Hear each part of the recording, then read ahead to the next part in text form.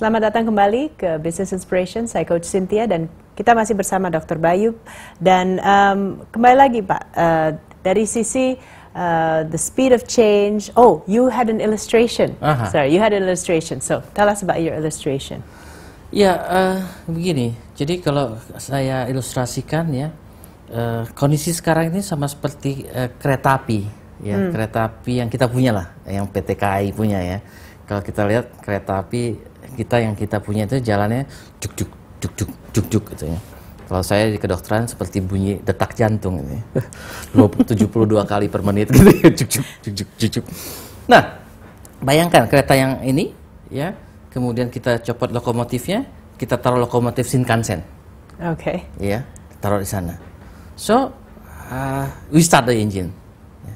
Terus zzz, Pretelan. apa yang terjadi sama gerbongnya kan? Masih gitu di sana.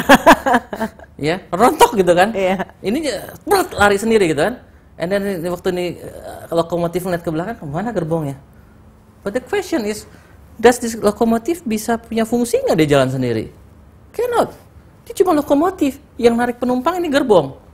Ya. Jadi if we do like that, ya, berarti secara sadar kita sengaja merontokkan ini. Ya. Jadi walaupun ini Shinkansen, ini gerbong yang lama, tetap we have to run nanti seperti Shinkansen, tapi we have to run sekuat gerbong yang ditarik ini. Ya. Jadi, tapi gerbong-gerbong yang kita punya ini sebenarnya nggak jelek, tapi mungkin by time ya sekrup-sekrup yang longgar, ya nggak diperbaiki engsel-engselnya, sehingga kalau ditarik rontok. Right. Ya. Tapi kalau we take time, kita perbaiki dulu skrup-skrupnya, kita lihat dulu yang joints-jointsnya, terutama joints-jointsnya gitu kan. Kita lihat, kita perbaiki, siap, kita tarik. Ya. Coba, rontok sedikit kita berhenti dulu sih, kita lihat, kita perbaiki dulu, tarik. Jadi basically pun kalau kita harus tarik itu cepat, ya, kita harus gerbong ini harus kita bawa. Karena tanpa gerbong kita tidak bisa menarik penumpang dan berarti kereta api tidak berfungsi. Kalau di university ya dokter, the connection, the joints ya yang harus di-maintain, dites, digrek gitu. What is that in an organization like university? Apa yang harus diberesin? The joints yang utama adalah the connectivity sama the real world. Ya. It has been lagu lama di mana yang namanya university itu going for to theoretical yang padahal di dunia kerja itu banyak kerai, nggak ada hubungannya nih sama dunia kerja, ya. Of course, one side of the university is going to the research penelitian, tetapi juga yang at the end mereka sekolah itu ingin have the real career yang di dunia nyata. Jadi the joints to dunia nyata ini yang harus digabungkan. Imagine bahwa guru-guru yang biasanya ngajar di kelas yang namanya desain kayak gini. But now guru itu harus membawa mahasiswanya ketemu clients and then take orders and jadiin itu client to deliver to the clients. It's a big change, a big shift in mentality, big shift, a big change in the way they work. Yeah, they don't know that only need to know the technical, but the business aspect, the money generating aspect out of it. Yeah. Exactly. Yeah. And the capacity. So how are you going to do that? Are you going to throw them their own business or what? How are you going to connect? First, we have to create the system. Yeah. By system, kita akan membuat orang akan masuk ke sana. Ya. Masuk ke sana, mungkin ada yang ketinggalan, kita tarik. Dan seterusnya. Jadi, that's what we are going to do. Dan yang number one, jangan lupa kita jangan rely on our own resources, ya. Karena we have to open up our resources to anybody who wants to participate. Ya. Karena kalau kita menutup diri hanya dengan resources kita, susah. Right, Ya. right. So open up to any resources, open up to any corporations that can bring the Shinkansen move fast. Okay. So talking about resources, looking at the resources you already have in university, apa lagi sih yang Anda butuhkan? Sebenarnya tugas pemimpin cuma dua. Satu, membangun orang-orangnya, mengedukasi orang-orangnya. Kedua, membangun infrastruktur. Membangun orang-orangnya, we need spirit, we need system. Ya. we need time. Membangun infrastruktur perlu uang. Why kita tidak membuka diri terhadap kerjasama terhadap other investors that they want to make this vision into reality? I believe not only me who want to make this vision into reality, but all these people that watching our programs may be moved.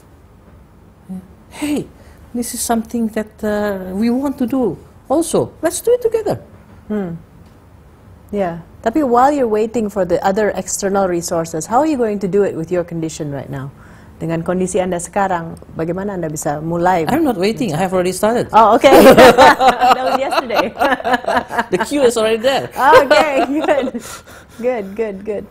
So, looking at you, I mean, I've known you for a while. I find that you are a wonderful personality, but also someone who is very passionate about academics and education. Yes. Yeah. Oh, how does this fit with the legacy that you want to leave behind? Cynthia, you know me, I'm a medical doctor. Yeah. I'm graduated as medical doctor. And my passion was in medical words. Up to now, I'm still up to date with medical things. Yeah. But one thing happened when I was in the medical school at the end stage, where I faced a patient. Saya dapat satu pasien, anak gadis umur 12 tahun di Rumah Sakit Umum Tangerang, di mana I have done my best. Dia kena radang paru-paru. I have done my best, and then I was well respected by my friends as one of the best in internal medicine, di penyakit dalam. And all I did to save that patient, tapi pasien tersebut meninggal. And it really hurts me because I thought that no matter how clever I am, how smart I am, no matter how good heart I have, nggak peduli betapa inginnya saya menyelamatkan orang, tapi this patient cannot be saved because dia nggak punya uang. Oh, okay. It's just about ini pasien harusnya dibawa ke rumah sakit yang lebih canggih gitu, ya. Tapi dia nggak punya uang, mau ngomong apa? And then I think that actually why this patient impressed me a lot, because I had the same experience when my sister was 12 years old, the same punya kena radang paru-paru and almost died as well. But my family that was very poor managed to, borrow money from families that can save her. And then we move up sampai sekarang. Our family is okay now. Why? The question is why we can move ourselves up. The answer is education. We can be like this because we are educated. So, I think if I want to help people more fundamentally, I should help people in education. But I still have also passion in medicals, in healthcare. But the more fundamentally is how to make people more educated and more people, lebih banyak orang, terutama yang miskin-miskin ini, untuk bisa maju adalah dengan edukasi. You can have all the efforts, tapi kalau mereka nggak teredukasi, nggak punya pendidikan, never be solved. It's almost like money is important, but knowing how to make money is even more important. Right. Money can go away, Yes. dicolong orang atau gimana, but the ability to make money stays with you. Orang bilang jangan kasih ikan, tapi ajarinlah mancing ikan. Betul.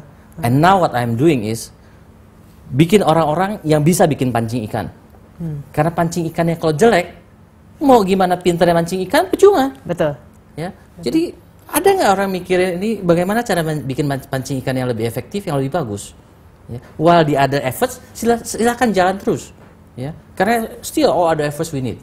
Betul. Ya. Wow. Tapi how to make people yang bisa bikin pancing ikan yang lebih bagus? Okay. And I think you are the right person to do it. Anda dari background medical, Anda juga dari background yang sangat akademis in your own background. But now you are also an expert in dunia business. So in a way it's connected. You know, you've got all the experience.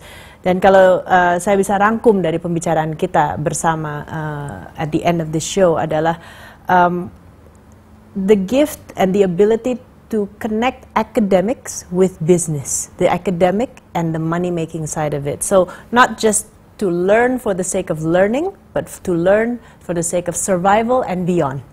Yes. Yeah, and to contribute back to society. At least nggak ngerepotin orang tua, right? Seperti itu. Personal, right? Itu untuk personal, Right. but for the contribution, kalau kita mau educating Indonesia, education revolution for Indonesia, it is in fact a revolution, because what we're looking here is a vision not only for the increasing the quality of education, but connecting that with kesejahteraan masyarakat sebetulnya, right, in the future. So. It's amazing. I wish I had another session with you. Why not? Why not? Maybe we'll do session 2. Yes. But I think it's very interesting. Fortunately, the time is up, but I really want to thank you for your insights today and your personal sharing of your personal story, which I think it's very eye-opening. And congratulations on this new posting. Thank you. And I am very, very excited to see how everything turns out, and if I personally can be of any service to achieve your vision, For sure. let me know. Anybody can be, helping us to Okay. achieve our vision. Okay. Thank you very much, Dr. Bayu. Thank you very And much. terima kasih pemirsa untuk joining us di Business Inspirations. Stay with us for another round of fantastic learnings from other inspirational people. Thank you.